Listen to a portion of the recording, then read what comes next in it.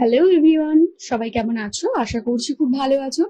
তো সেই দিন আমি আর স্বর্ণদীপ ঠিক করলাম যে একটু ঘুরে আসি কোথাও থেকে। সেরকম কোনো প্ল্যান ছিল না, আমরা কোনো প্ল্যান না করেই বেরিয়ে যাই।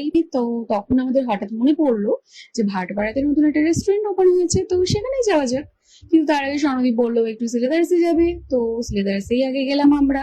তো যেতে যেতে দেখতেই পেলাম যে রাস্তায় এত ভিড়। ভিড় তো হবেই, এটা বহরমপুর, তো জ্যাম্পে তো আটকাতেই হবে, এটা স্বাভাবিক ব্যাপার। তো দেখো, তারপরে আমরা সিলেদার্সে ঢুকলাম। সিলেদার্সে ঢুকে আমরা অনেক কালেকশন দেখলাম, তবে সেরকম ইউনিক কিছু লাগলো না। মানে নতুন স্টক এখনো সেরকম আনা হয়নি, হয়তো কিছুদিন পরে আনা হবে, তো সে কারণে আমরা নিলাম না, চলে এলাম। তো এই দেখো, তখন আমরা পৌঁছে গেছি আমাদের ভাটপাড়া সেই রেস্টুরেন্টে, পিএস লাক্সারি হোটেল।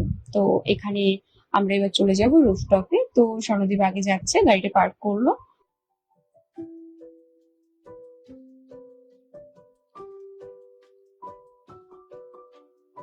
তো আমরা চলে এসেছি একদম রুফটপে, তোমরা দেখতেই পাচ্ছ অ্যাম্বিয়েন্সটা কি দারুণ।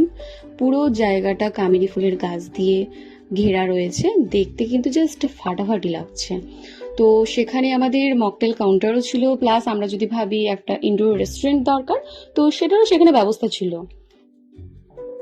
এই যে তোমরা দেখতেই পাচ্ছ ইনডোর রেস্টুরেন্ট, তার পাশেই রয়েছে ক্যাফে। তো আমরা ঠিক করলাম ফার্স্ট ডে ক্যাফেতেই যাওয়া যায়। আর দোলনা দেখার পর আমি সেটাতে উঠবো না, সেটা তো একদমই হতে পারে না। তো তারপরে আমরা গেলাম ভেতরে। এখানকার খাবারের মেনুতেও কিন্তু প্রচুর অপশন রয়েছে।